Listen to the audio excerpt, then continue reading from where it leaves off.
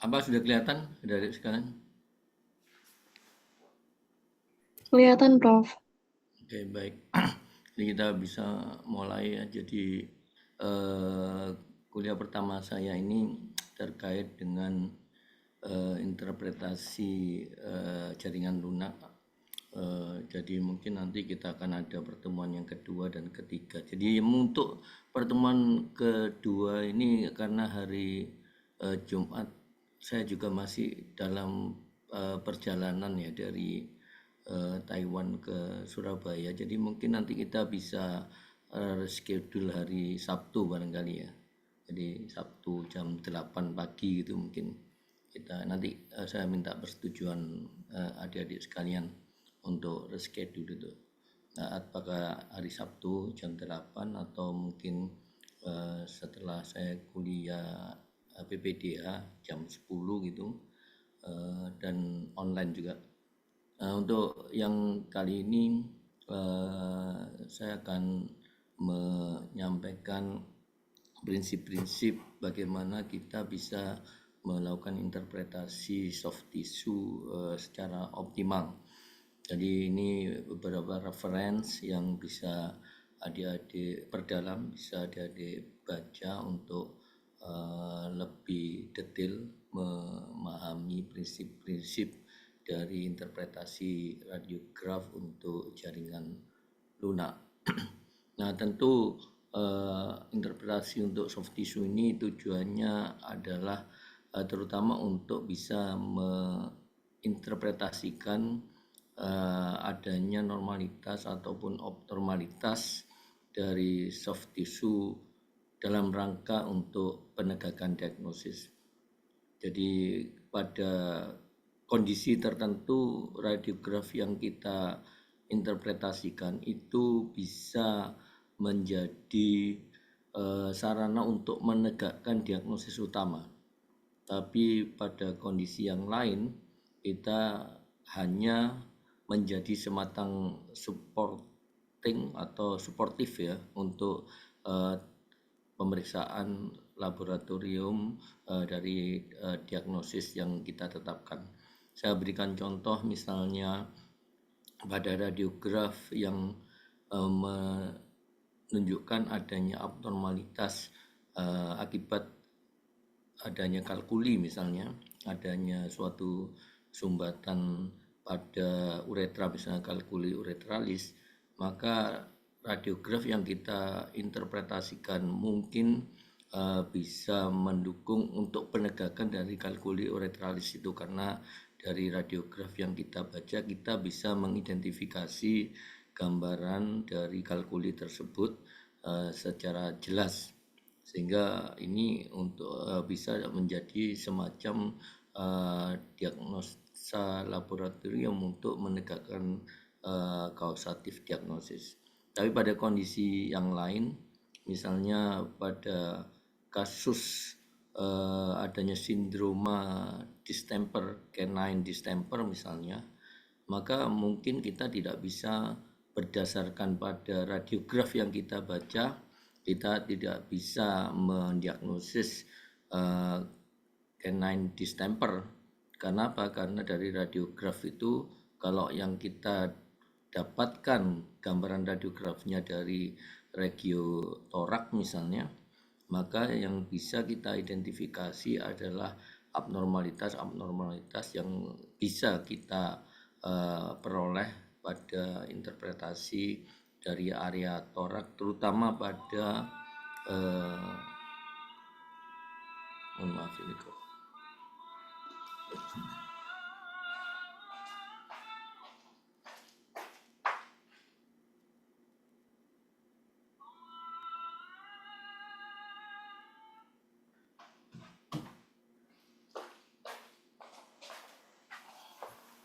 Terutama pada adanya abnormalitas di area bronchus maupun lobus pulmoner dengan tanda-tanda terjadinya pneumonia misalnya, sehingga kita bisa mengidentifikasi terjadinya bronchopneumonia pada sistem respirasi yang juga merupakan salah satu tanda-tanda klinis yang kita bisa dapatkan pada kasus canine distemper. Tapi dari radiograf tersebut tentu kita tidak bisa mengidentifikasi adanya gangguan-gangguan saraf misalnya, karena memang tidak akan nampak dari radiograf torak itu. Sehingga yang kita bisa interpretasikan berdasarkan pada radiograf regiotorak yang kita dapatkan ya barangkali lebih pada adanya gangguan-gangguan pada sistem respiratorik atau kardiopulmoner ya, yang mungkin ditandai dengan adanya bronkitis atau bronchopneumonia, ataupun juga tanda-tanda lain yang nampak pada kelainan-kelainan pada sirkulasi maupun pada respirasi. Tapi tanda-tanda distemper yang lain harus kita periksa melalui pemeriksaan-pemeriksaan lain, misalnya gangguan saraf, kemudian juga mungkin gastrointestinal, yang itu mungkin perlu pemeriksaan-pemeriksaan lain yang dilakukan oleh dokter. Sehingga dalam hal ini radiograf yang kita interpretasikan berfungsi untuk mendukung penegakan diagnosis kausatif, tapi bukan untuk menentukan diagnosis kausatifnya, tapi hanya untuk mendukung. Sehingga dalam kondisi-kondisi tertentu itu peran dari radiografi memiliki suatu perbedaan-perbedaan yang tergantung dari kasus-kasus yang kita dapatkan. Nah, untuk itu kita tentu harus mendapatkan radiograf yang optimal ya. Nah, kalau sudah mendapatkan radiograf yang optimal berdasarkan pada misalnya ke optimalisasi dari jumlah maupun kualitas sinar ya, dari KV maupun MAS-nya, maupun juga dari teknik positioning yang tepat untuk mendapatkan gambaran radiograf yang optimal, maka pada saat menginterpretasikan ya harus diusahakan bahwa kondisinya tenang, hewannya juga tenang, kemudian ruangannya itu gelap, ataupun kalau tidak itu iluminator yang untuk membaca itu bisa baik dan layak, tidak ada gangguan-gangguan itu. Dan sekarang mungkin dengan digitalisasi barangkali gambarannya bisa menjadi lebih optimal. Tapi pada kondisi-kondisi standar, kalau kita baca pada ruang untuk membaca radiograf, maka dibutuhkan iluminator untuk bisa melihat dan mendiferensiasi normal atau tidaknya organ yang kita baca. Nah, hasil dari radiograf yang kita dapatkan itu sebetulnya berdasarkan pada tingkat densitas dari jaringan yang dilewati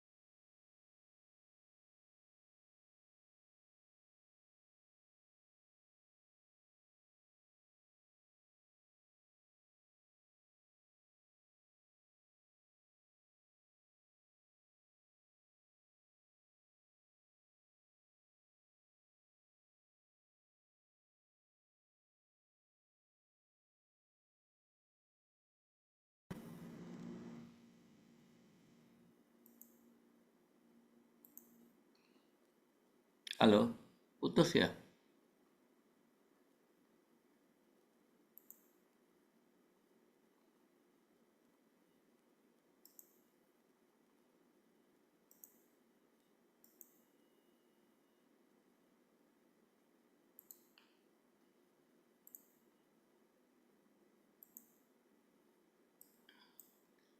Halo, bisa didengarkan suara saya? Halo, Bisa Bisa, terdengar. Prof. Bisa, Prof. tadi putus ya? Benar, Iya, Prof. Prof. Ya, ya. Baik, saya lanjutkan. Jadi tadi radiopasitas itu didasarkan pada mampu tidaknya sinar untuk menembus. Kalau sinar itu tidak mampu menembus dan ditangkap oleh kaset film, dia akan memberikan aspek radiopak atau putih akibat sinar tidak atau sedikit ditangkap oleh kaset film. Kalau kemudian dia melalui bagian-bagian yang kerapatannya atau densitasnya rendah, maka dia akan mendapatkan gambaran radiolucence, yaitu gambaran hitam, di mana ini menunjukkan bahwa sinar itu sebagian besar itu bisa diteruskan dan ditangkap oleh kaset film. Sehingga kalau Anda menginterpretasikan radiograf, maka yang akan Anda dapatkan adalah semacam interval antara gambaran warna hitam atau yang sangat hitam yang kita kenal dengan radiolucence, yang menunjukkan bahwa sinar itu melalui suatu bagian yang densitasnya sangat kecil, misalnya pada pulmo, di mana pulmo itu merupakan jaringan yang didominasi dan diisi oleh udara H2O ya. Jadi memiliki suatu berat molekul yang kecil, maka daya tembus sinar itu akan besar sehingga dia akan ditangkap oleh kaset film secara sangat besar, sangat banyak. Dia akan memberikan gambaran warna hitam. Sedangkan kalau melalui daerah yang berat molekulnya tinggi, misalnya logam ataupun misalnya juga sistem hard tissue, jaringan keras ya, jadi sistem osifikasi, maka Anda akan mendapatkan gambaran yang sangat tebal.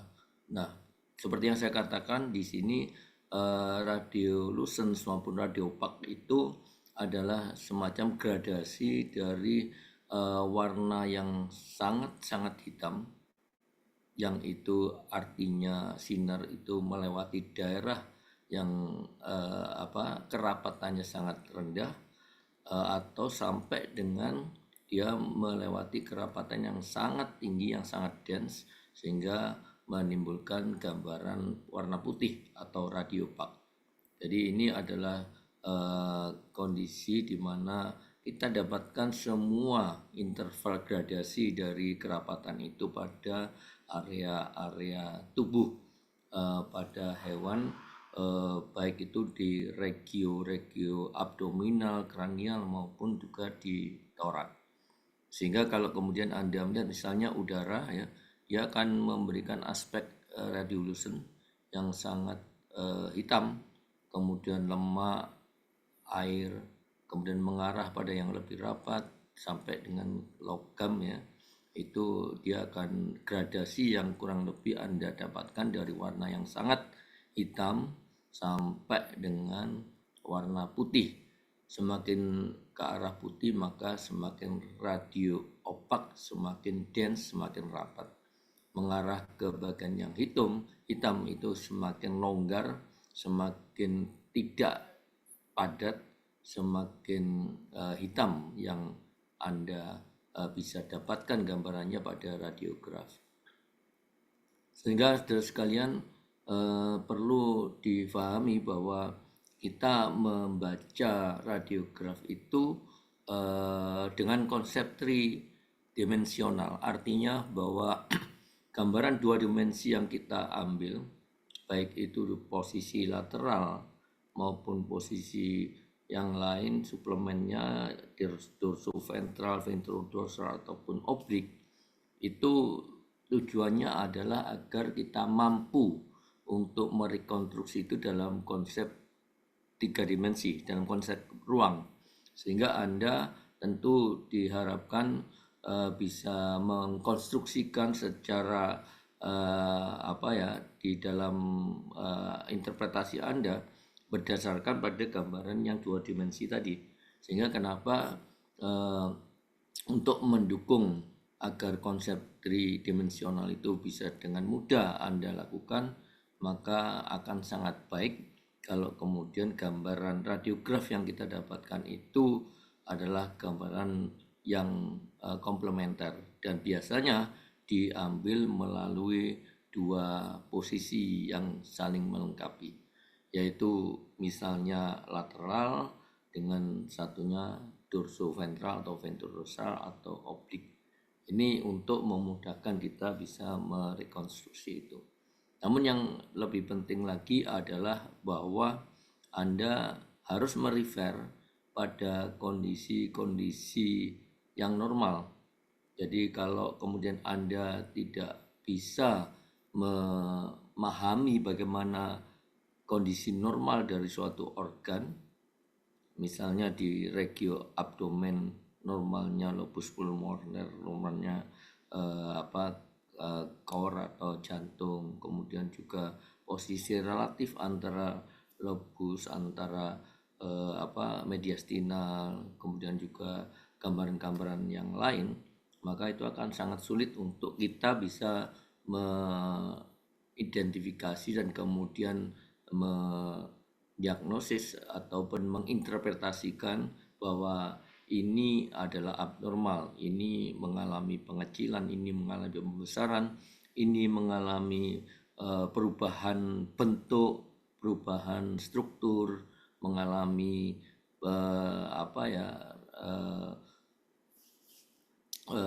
perubahan-perubahan yang relatif posisinya satu dengan yang lain akibat ada yang membesar, ada yang mengecil dan sebagainya. Jadi merefer pada kondisi normal itu adalah sesuatu yang harus kita lakukan. Nah, untuk itu saudara sekalian, pada saat kita sudah memperoleh radiograf, yang pertama adalah harus dipastikan bahwa radiograf itu memang berasal dari pasien yang sesuai dengan data yang kita peroleh agar kemudian tidak melakukan kesalahan diagnosis karena perbedaan dari objek yang diinterpretasi. Kemudian tadi 2 radiografi dari proyeksi ortogonal artinya saling melengkapi agar kita bisa merekonstruksi konsep tridimensi tadi berdasarkan pada gambaran 2 dimensi yang saling melengkapi tadi. Nah, tentu perlu dikendalikan radiographic view yang tepat. Jadi ini juga radiographic view ini di dalam interpretasi kita itu disesuaikan dengan arah dari sinar masuk dan keluarnya. Jadi misalnya kalau Anda mengambil posisi hewan itu dalam kondisi dorsal rekombensi atau reba dorsal, artinya hewannya terlentang, maka arah sinar itu tentu kalau kita bilang bahwa dia dari atas ke bawah masuk ke rongga dinding abdomen terus keluar dari punggungnya, maka itu yang dikenal dengan ventrodorsal view. Dan juga pada posisi lateral itu masuknya dari sinister atau dexter, dari lateral, sinister view atau dexter view dan sebagainya, itu sesuai dengan arah masuk dan kemudian arah keluarnya. Jadi kalau dia masuknya melalui lateral sinister, maka itu adalah lateral sinister view. Demikian juga kalau telungkup dengan posisi rebah ventral ya, maka arah sinar itu dari punggung masuk ke bagian ventral sehingga dorsoventral. Nah ini penting. Kemudian juga tentu mengatur agar posisi pasien itu sesuai dan optimal pada saat diekspos. Jadi pada prinsipnya sebetulnya ada 3 hal ya yang bagaimana kita bisa mendapatkan radiograf yang tepat. Yang pertama adalah jarak sinar, sumber sinar itu dengan objek itu harus optimal. Jadi kita bisa mengatur jaraknya apakah 75 atau 100 cm. Biasanya itu sudah difikskan jarak itu supaya tidak mengatur konnya itu pada tidak, sumber sinar itu tidak berkali-kali dinaik turunkan. Yang dimainkan juga nanti adalah jumlah sinarnya ataupun juga kualitas sinarnya antara KV dan MA-nya itu, dan itu memang disesuaikan dengan ketebalan jaringan, kemudian bagian-bagian dari jaringan yang mana yang itu ada standar yang kita bisa gunakan. Dan yang lebih penting lagi adalah bahwa arah sinar itu harus tegak lurus pada objek. Jadi objek yang mana yang kita tuju, maka arah sinarnya itu harusnya tegak lurus terhadap objek tersebut. Sehingga kalau kita ingin melakukan interpretasi radiograf di area abdomen, maka tentu sebaiknya arah sinar itu tegak lurus dengan area abdomen, apakah abdomen kranial ataupun kaudal. Kalau kita ingin torak ya tentu arah sentral X-ray-nya itu ada pada bagian-bagian sentral dari torak. Dan kemudian juga bagian yang disasar ya objek itu harus sedekat mungkin dengan kaset film. Jadi kalau Anda ingin mendapatkan gambaran dari misalnya skapula, skapula sinister, maka skapula sinister itu harus yang bawah. Jadi arah posisi dari bagian sinisternya itu tidur pada kaset filmnya, sehingga skapula sinisternya menempel sedekat mungkin dengan kaset film. Kalau kemudian terbalik, maka gambarnya akan bias ya, jadi akan menjadi kabur, menjadi tidak sesuai dengan kondisi realnya, dan itu akan mengacaukan kita untuk membahasnya.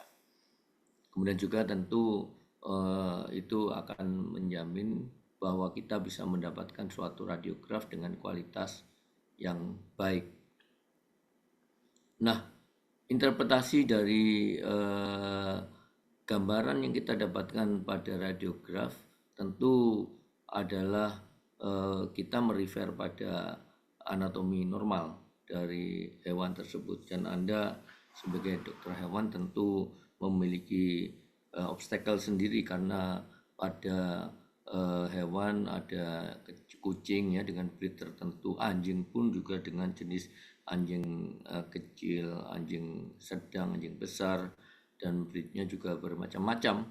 Yang ini tentu kita harus pahami bagaimana normalnya breed-breed tersebut, dan bagaimana kemudian kita merefer terhadap normalitas itu untuk menyatakan bahwa gambaran yang kita dapatkan itu abnormal atau tidak. Kemudian juga karena ini adalah hewan hidup, maka kita tidak bisa mengisolasi organ itu semau kita, tapi kita tentu harus menyadari bahwa ada kondisi-kondisi di mana organ itu saling menumpuk. Saya berikan contoh, kalau Anda ingin mengambil gambaran tadi skapula sinister, maka tentu mau tidak mau kita akan mendapatkan gambaran penumpukan antara skapula sinister dengan skapula dexter. Masih ada lagi vertebrae, masih ada lagi muscularis di daerah-daerah trapesius, di daerah-daerah yang area cervical dan kranial, yang itu tentu juga harus kita bisa interpretasikan bahwa ada penumpukan, ada overlapping yang mau tidak mau kita dapatkan pada area rongga torak misalnya. kita juga akan bisa melihat pada posisi lateral pasti akan ada penumpukan. Kalau itu vertebrae ya processus transversusnya juga akan menumpuk di bagian-bagian yang arah kaudal. Kemudian costae sinister dexternya itu juga superimposisi akan menumpuk. Kalau itu posisi ventrodorsal dorsoventral antara vertebrae dengan sternum juga akan bertumpuk. Jadi ini mau tidak mau akan itu. Belum lagi di dalamnya ada organ-organ yang besar, jantung, mediastinal, pembuluh darah besar, vena, kava, ya, arteri, aorta, trachea, esofagus dan sebagainya yang saling bertumpuk. Dan ini yang kita harus pahami. Kemudian kita juga harus memisahkan apakah ini memang abnormal atau artefak. Jadi artefak ini artinya bahwa harus kita eliminasi.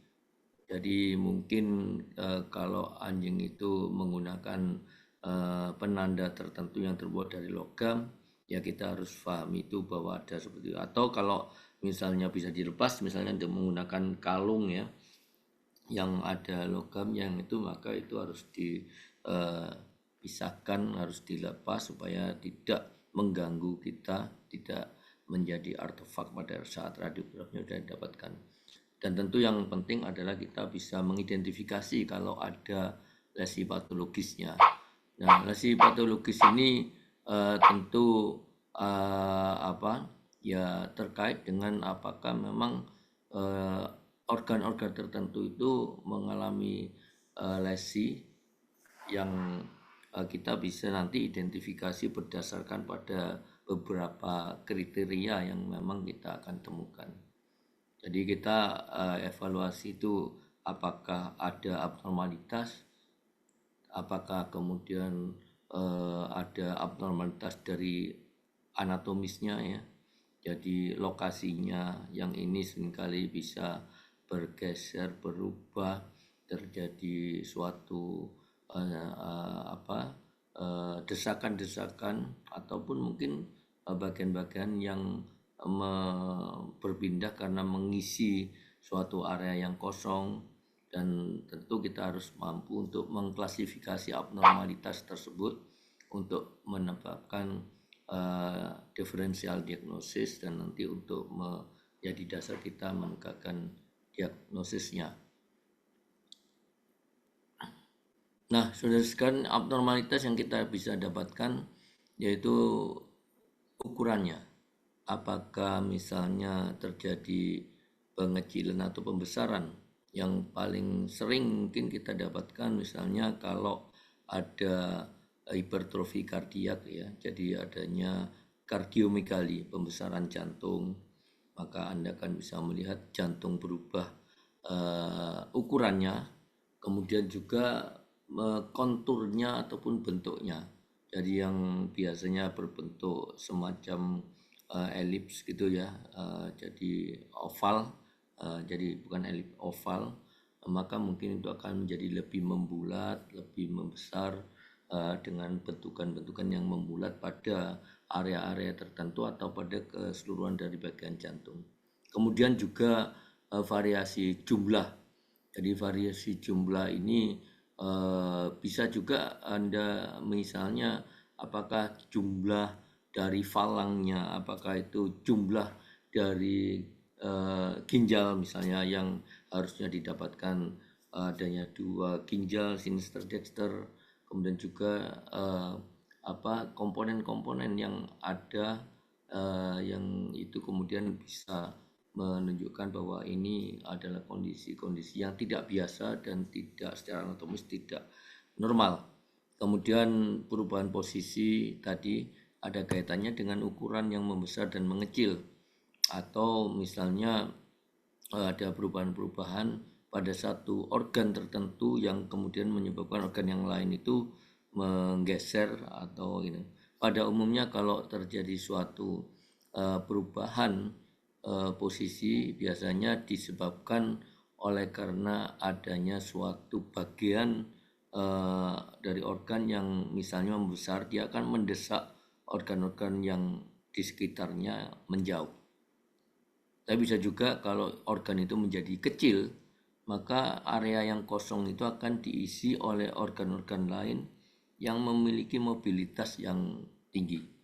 Jadi saya berikan contoh, misalnya kalau liver itu membesar yang ada di bagian media ventral abdomen, maka liver itu akan membesar sesuai dengan lobus hepatik yang mana yang dia mengalami pembesaran.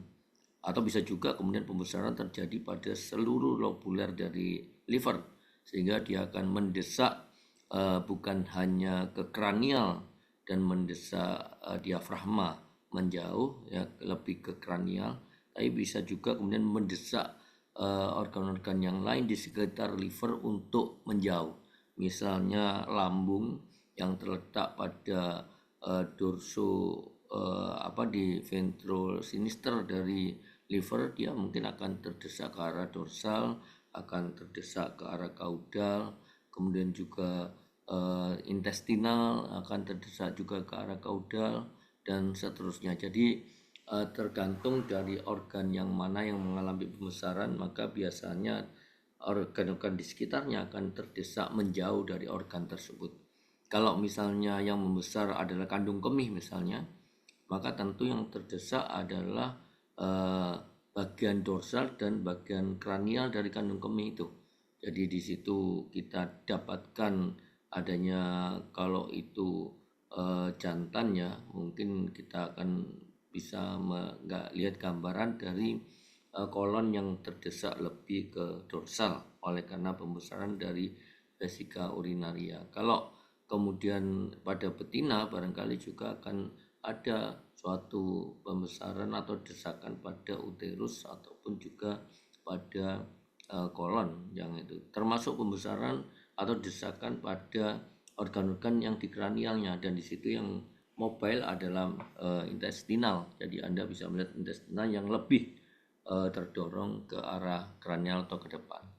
Kemudian perubahan opasitas. Jadi tadi beberapa organ itu memiliki suatu densitas yang relatif dalam kondisi normal itu bisa dibandingkan kalau kemudian menjadi abnormal.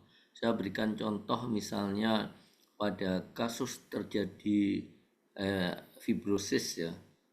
Jadi atau mungkin kalau fibrosis atau sirosis hepatis, liver itu kan memang memiliki dalam kondisi normal radiopasitas yang homogen, warnanya putih rata, tidak ada perbedaan-perbedaan yang menyolok dari warna putih tadi pada organ tersebut. Tapi pada kondisi di mana liver itu mengalami sirosis, maka biasanya dia akan menjadi lebih kecil. Dia akan menjadi lebih kecil, dia akan menjadi lebih padat, dan warnanya akan tentu karena dia tidak terlalu fungsional, karena yang harusnya hepatosit ya, tapi kemudian hepatosit itu digantikan oleh fibroblast, sehingga yang terjadi adalah fibrosis ataupun terbentuknya jaringan ikat untuk menggantikan hepatosit yang sudah berkurang jumlahnya, sehingga yang didapatkan adalah adanya suatu pengecilan liver. Tidak mengalami pembesaran tapi mengecil, mikroliver, tapi memiliki densitas dan opasitas yang lebih tinggi, lebih putih, lebih padat dibandingkan dengan liver normal. Dan juga karena dia menjadi jaringan ikat, maka arsitektur dari gambaran tisunya itu, organ itu juga menjadi berubah. Mungkin Anda juga akan bisa melihat lebih jelas pada kondisi misalnya tulang ya yang mengalami karsinoma misalnya. Anda kan bisa melihat bahwa konturnya berubah, area margin dari korteksnya itu menjadi extend ataupun mengalami perubahan. Kemudian arsitektur dari gambaran tulang tersebut, misalnya pada aspek korteksnya, pada bagian medulanya, itu juga akan nampak mengalami perubahan. Nah, perubahan-perubahan tersebut tentu akan terrefleksikan di dalam adanya perubahan fungsi, sehingga Anda tentu akan bisa melihat bahwa pada kondisi di mana ginjalnya itu mengalami fibrosis, mengalami karena akibat adanya nefritis kronis misalnya, maka barangkali Anda akan bisa melihat bahwa ternyata ada perubahan dari kimia kliniknya yang dia menjadi lebih tinggi karena fungsinya mengalami perubahan. Gambaran kimia klinik dari liver dan juga organ-organ yang lain itu juga akan mengalami perubahan. Nah, yang penting lagi saudara sekalian adalah bahwa tadi kita tidak bisa menghindari adanya superimposisi. Overlapping dari organ itu tidak bisa kita hindari karena ini adalah kondisi hidup. Kita kan tidak pernah, kecuali memang untuk kepentingan autopsi ya, kita mengambil gambaran radiograf pada hewan mati kan tidak pernah. Jadi radiograf ini memang untuk tujuan melakukan diagnosis, sehingga dilakukan pada hewan hidup yang mungkin mengalami abnormalitas atau dalam kondisi sakit, sehingga Summerson shadows itu mau tidak mau harus kita terima dan kita adaptasi bahwa ada superimposisi. Dan tentu di sini superimposisi ini akan menyebabkan suatu gambaran penumpukan. Walaupun gambaran penumpukannya bisa bersifat radiolucence atau bisa juga bersifat radiopak. Radiolucence kalau kemudian organ-organ yang memiliki karakteristik yang tidak padat, misalnya pulmo itu kan ada lobus sinister, ada lobus dexter, jadi ada aksesoris, ada caudal dan sebagainya. Jadi ini kalau kita lakukan pengambilan radiografi secara lateral, pasti antara lobus pulmoner sinister dexter maupun aksesoris intermediate itu semuanya akan menumpuk. Demikian juga pada intestinal ya, itu akan nampak menumpuk. Nah, penumpukan gambaran radiograf yang radiolucence itu dikenal sebagai Swiss cheese effect. Jadi Summerson shadows dari komponen-komponen yang bersifat radiolucence. Jadi kalau Anda mendapatkan misalnya ada meteorismus pada intestinal, maka karena intestinal itu terisi oleh gas dan seringkali gas yang menyebabkan distensi dari intestinal itu menyebabkan individu dari intestinal itu terpisah ya, sehingga Anda akan bisa melihat superimposisi dari massa yang bersifat radiolucence yang itu kita kenal dengan Swiss cheese effect. Pada kondisi tertentu, Anda akan mendapatkan yang dikenal dengan radiopak Summerson shadows atau bunch of grape effect.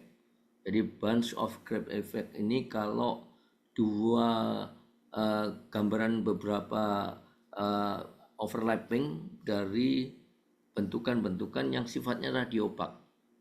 Jadi misalnya pada kasus piometra saudara sekalian, jadi Anda mungkin bisa melihat secara lateral itu penumpukan massa yang bersifat radiopak dari adanya kornua uteri yang saling menumpuk karena kita ambil secara lateral.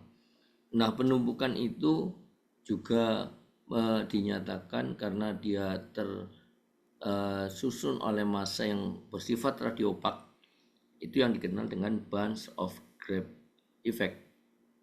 Jadi kita dapatkan Summerson shadows ini yang bersifat radiolucence maupun juga yang bersifat radiopak. Nah, di dalam aspek ini kita akan mendapatkan apakah ada efek siluetnya atau efek siluetnya positif atau negatif.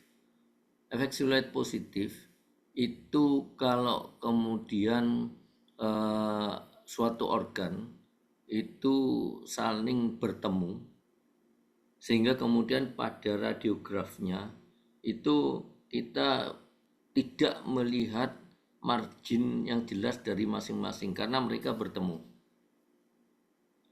dan itu dikenal dengan efek Suliat positif yang seringkali menjadi indikator utama untuk menunjukkan apakah ada suatu kontak atau organ dengan yang lain, seringkali karena adanya pembesaran ya. Jadi saya berikan contoh misalnya liver. Liver itu ada di kranial. Di kaudalnya Anda akan dapatkan lebih kaudal itu lien. Walaupun lien posisinya dominan di lateral, tapi secara lateral view Anda akan dapatkan lien itu di kaudal dari liver. Nah, pada kondisi di mana mereka normal, seringkali liver caudal, jadi lobus caudatus liver itu tidak sampai bersentuhan dengan kranial dari spleen, lien. Dan itu Anda akan bisa melihat batas masing-masing margin caudal dari liver maupun margin kranial dari lien atau spleen itu nampak jelas.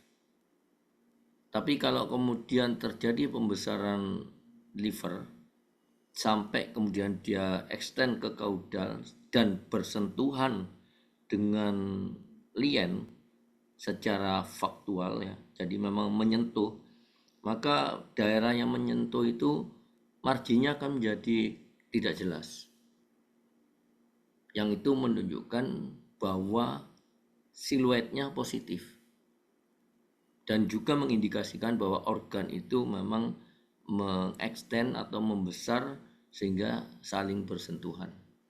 Dan juga itu terjadi pada ginjal, sehingga pada jantung, sehingga kemudian Anda bisa mengidentifikasi bahwa jika efek siluetnya itu positif, artinya bahwa batas pertemuan antara dua bagian dari organ yang overlapping itu ataupun itu hilang, maka artinya bahwa organ itu memang bersentuhan, berkontak.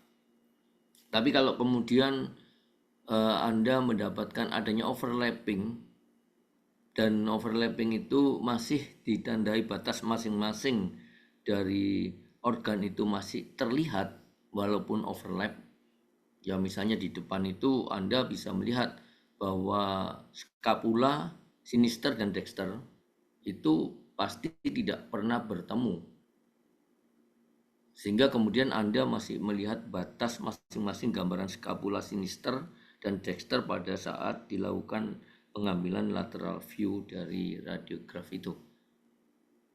Jika Anda, dia itu siluetnya negatif.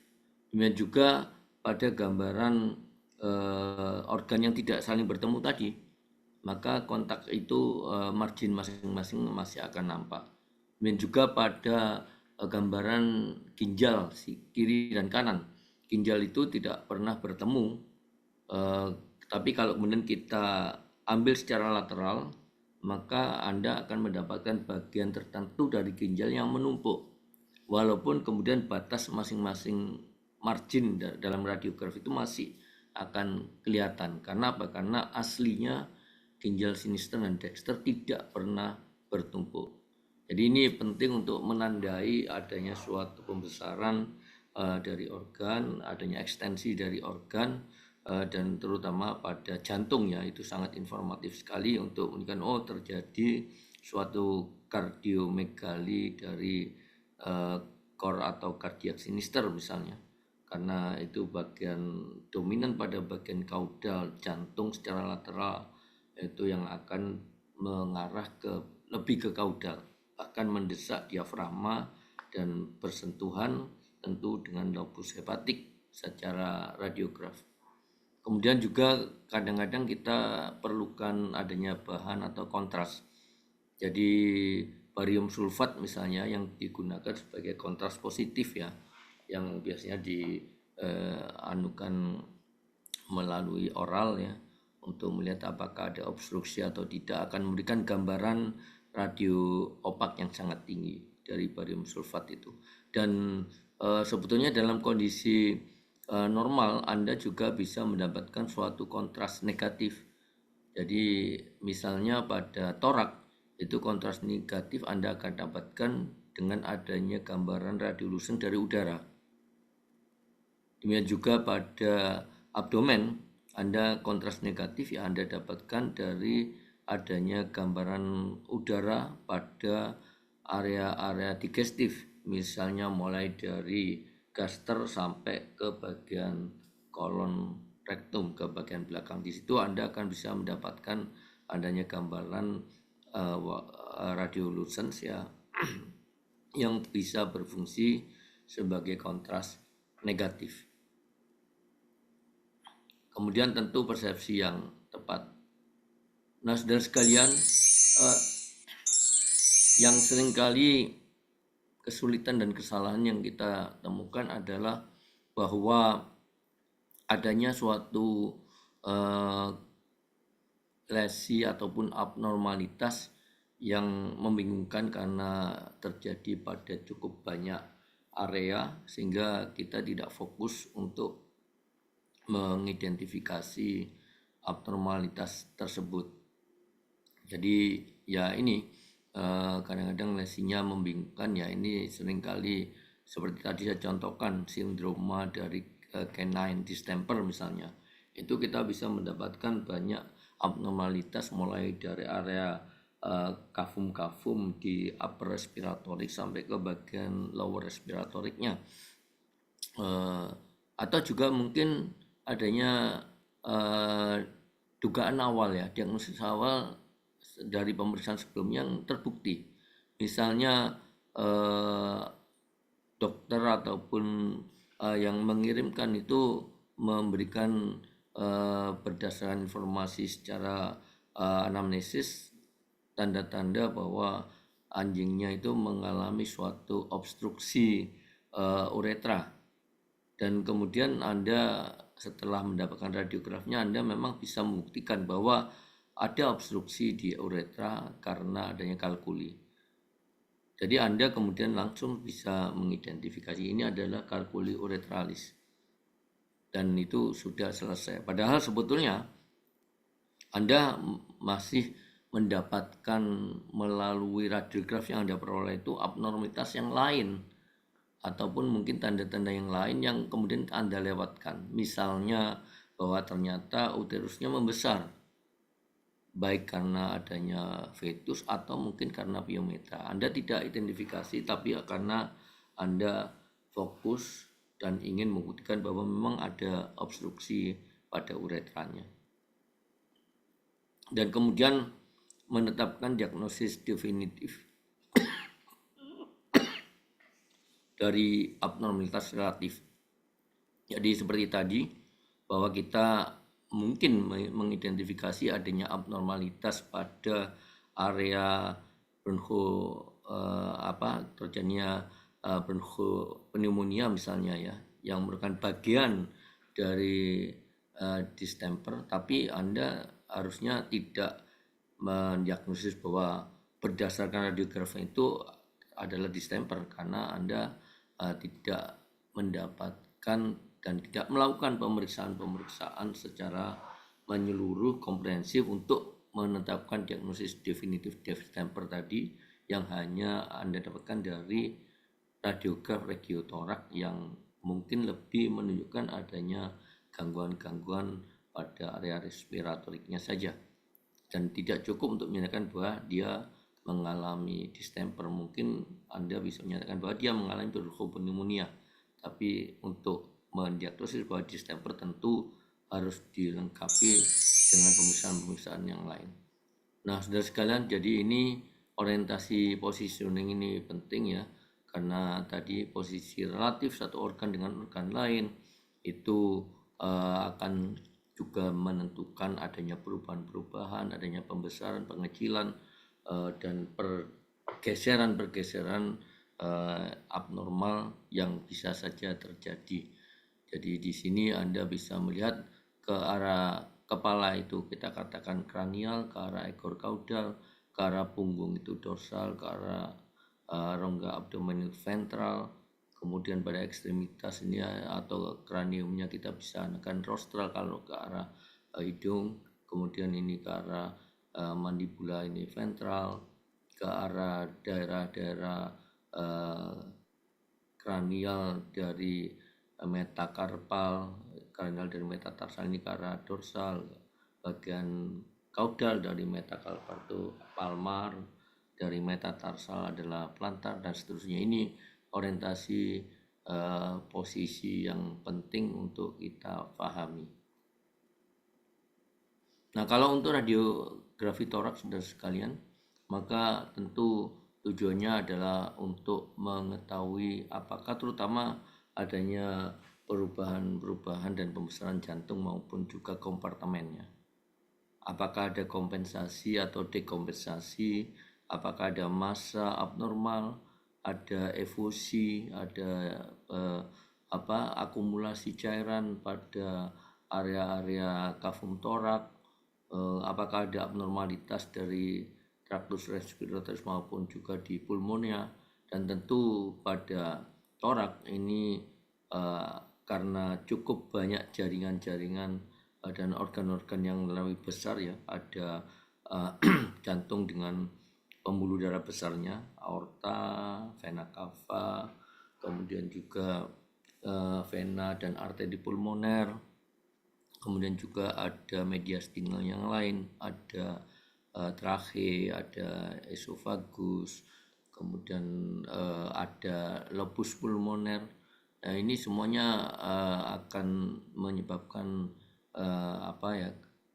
kesulitan untuk kita bisa menginterpretasikan dengan baik, apalagi kemudian di kafum torak itu ada pergerakan yang persisten dari jantung dan juga dari sistem respirasi yang itu bergerak secara permanen ya, yang memang merupakan bagian fisiologis dari sistem kardiopulmoner.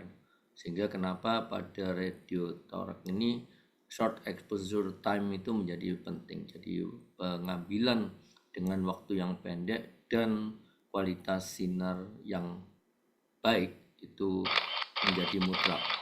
Nah, untuk menginterpretasikan ini dari dua proyeksi minimal, kemudian mengidentifikasi apakah kardiak siluetnya positif atau negatif, kemudian strukturnya bagaimana, baik itu pembuluh darah maupun juga pulmo dan rongga-rongganya, ini termasuk juga batas-batasnya, baik itu dinding torak, diafragma, kemudian vertebrae, sternum, ini yang kita perlu. Dan ini sudah sekali ini adalah bagaimana kemudian kita bisa melihat bahwa organ-organ di kafum abdomen dan kafum torak ini sangat banyak yang seringkali kemudian saling menumpuk, yang itu tidak bisa kita lepaskan satu persatu, sehingga kita harus menginterpretasikan dengan sebaik-baiknya, walaupun kemudian kita bisa melihat bahwa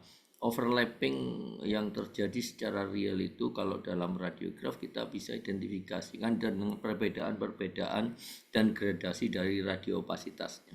Jadi ini adalah gambaran normal ya dari lateral view pada anjing dan kucing, dan ini juga adalah gambaran ventrodorsal dari anjing dan kucing.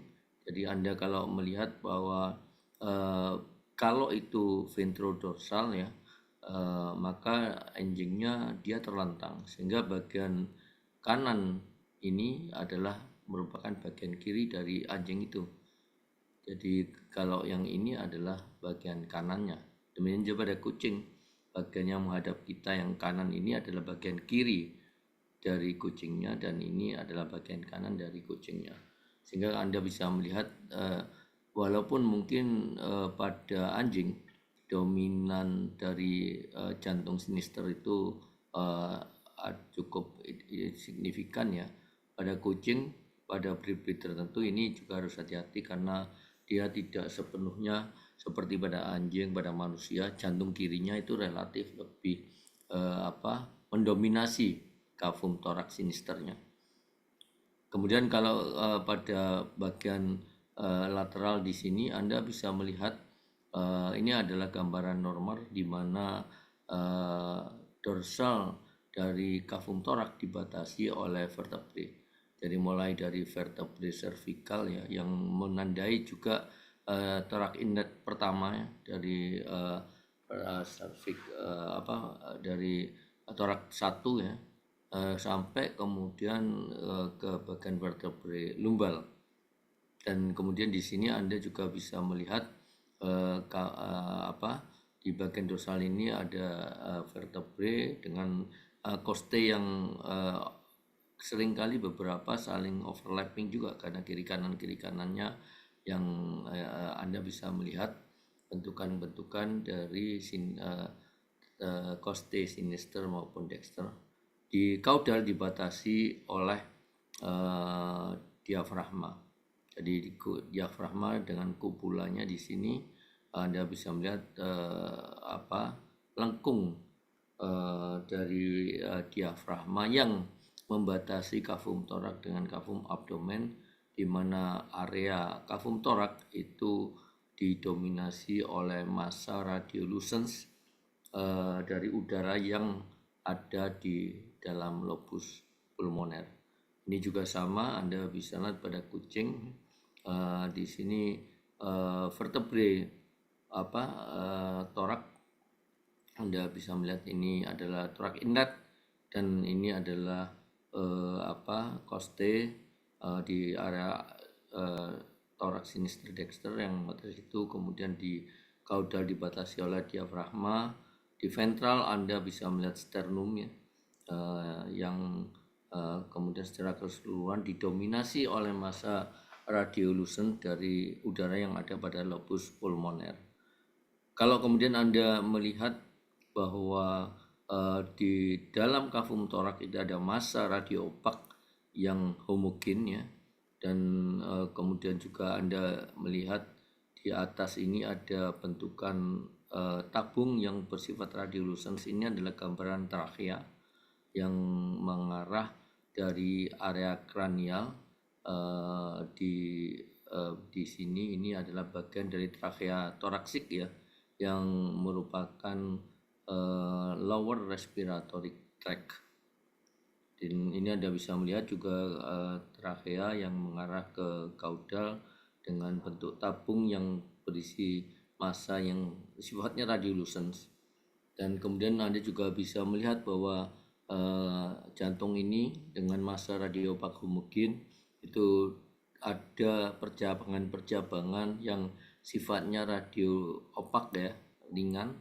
Ini adalah gambaran dari pembuluh darah besar ya, dari mulai dari aorta, aorta ascendens, ini aorta descendens, kemudian ini arteri dan lobus arteri dan vena pulmoner, dan kemudian semua area relatif didominasi oleh massa radiolucens dari udara di dalam lobus pulmoner. Ini adalah gambaran normal dari lateral view maupun ventrodorsal view pada radiograf anjing dan kucing. Ini secara diagram, saudara sekalian.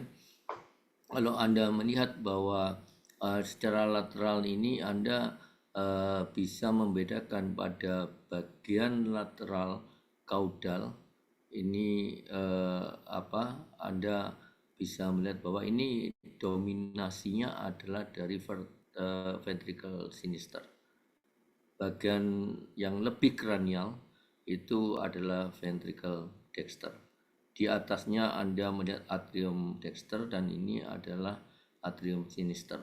Yang dari gambaran ini Anda kan bisa melihat bahwa kalau ada pembesaran pada bagian-bagian tertentu itu akan diikuti juga dengan perubahan bentuk. Jadi kalau ada perubahan bentuk di mana bagian caudal ventral dari jantung ini menjadi lebih extend ke caudal, menjadi lebih membulat ke belakang, maka pembesarannya mencerminkan pembesaran dari ventricle sinister. Jadi kalau pembesarannya itu adalah bagian dari ventrocranial dari ventricle, maka pembesarannya adalah pada area jantung kanan atau ventricle dexter. Yang ini juga diikuti juga mungkin dengan pembesaran pada bagian superiornya, pada bagian atrium baik itu sinister maupun dexter.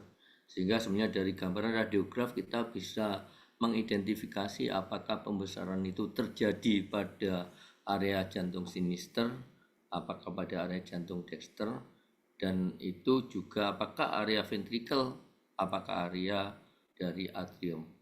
Dan ini tentu akan bisa saling melengkapi kita kalau bisa melakukan interpretasi pada tadi tidak hanya lateral tapi juga di dorsoventral atau ventrodorsal. Kadang-kadang pada kasus-kasus kardiopulmoner ya, maka pengambilan radiograf secara ventrodorsal tidak disarankan karena akan menyebabkan dyspnea berat biasanya. Maka Anda kalau mendapatkan kasus-kasus kardiopulmoner mungkin sebaiknya selain lateral Anda lengkapi dengan gambaran rebah ventral. Jadi hewannya telungkup ya. Sehingga gambarannya yang Anda dapatkan bukan ventrodorsal tapi adalah dorsoventral. Ini adalah gambaran-gambaran radiograf secara agak lebih detail tadi apa yang saya jelaskan dari kemungkinan pembesaran-pembesarannya dan dominasi dari area-area tersebut. Sedangkan pada abdomen, saudara sekalian, itu adalah untuk melihat abnormalitas di regio abdomen. Apakah ada massa atau corpora alena, adanya akumulasi cairan pada abdomen yang kita kenal sebagai asites, adanya peritonitis, hepatomegalia, pembesaran liver, adanya gangguan GI tract maupun urinary tract ya. Dan ini adalah gambaran lateral dari area regio abdomen yang Anda bisa melihat pada bagian lateral ini adanya suatu kompartemen-kompartemen tertentu yang menunjukkan area bahwa bagian kaut kranial ini dibatasi oleh diafragma ya. Jadi Anda bisa melihat secara lateral ini gambaran diafragma yang kemudian di kaudalnya itu di caudoventral. Ini Anda dapatkan gambaran massa radioopak mungkin ini adalah liver ya. Dan kemudian di bagian yang lebih kranial yang di atas liver ini Anda gambarkan bentukan dengan massa yang relatif heterogen. Ini adalah gambaran dari Gaster ya, di mana Gaster memberikan gambaran yang relatif heterogen karena di dalam Gaster Anda akan bisa mendapatkan 3 komponen bersamaan, yaitu gas yang nampak radiolucens, kemudian bagian yang lebih radiopak sedikit dibandingkan dengan udara tadi adalah cairan, tapi juga ada bolus-bolus makanan yang juga mendapatkan gambaran yang lebih radiopak heterogen. Kemudian di kaudal dari gaster Anda mendapatkan small intestinal yang dia juga ada tadi saya katakan kontras negatif ya, karena ada udara, ada bolus-bolus makanan, ada cairan yang mengisi pada area dari small intestinal. Kemudian di bagian lebih kaudal dari liver Anda mendapatkan gambaran dari lien ya, yang di sini di kaudal dari labus hepatik, yang itu sebetulnya kalau kita ambil secara ventrodorsal atau dorsoventral, lien itu akan dominan di sisi sinister dari gaster. Kemudian di kranialnya Anda bisa melihat gambaran dari vertebrae.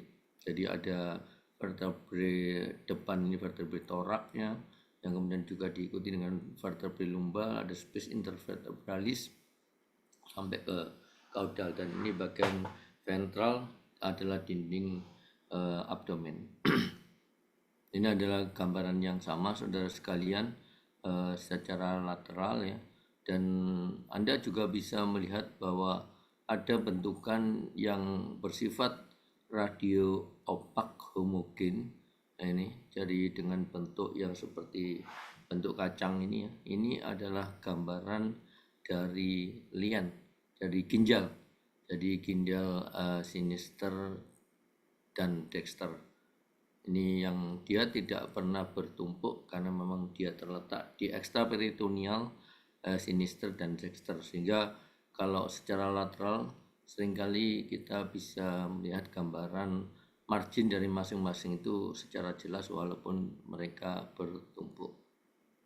Ini adalah gambaran dari regio abdomen yang lain yang Anda bisa melihat ada abnormalitas pada bagian intestinalnya yang ini ditandai dengan distensi pada area kolon transversal ya, yang lebih banyak diisi oleh gas sehingga dia nampak dominan radiolucens ini pada bagian-bagian tertentu dari kolon transversal, dan bagian yang lainnya ini Anda juga bisa lihat small intestinal yang juga relatif diisi oleh massa gas yang dominan. Jadi ini ada gambaran yang nanti kita bisa lanjutkan pada interpretasi untuk radio abdomen. Jadi itu saudara sekalian, ada pertanyaan?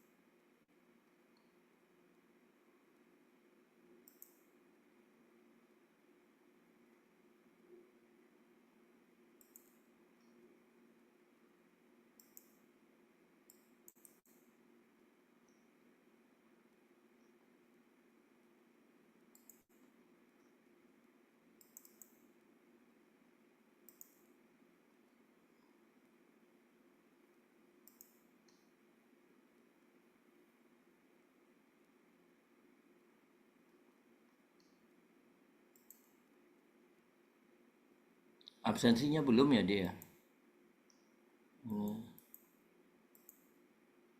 Belum, Prof.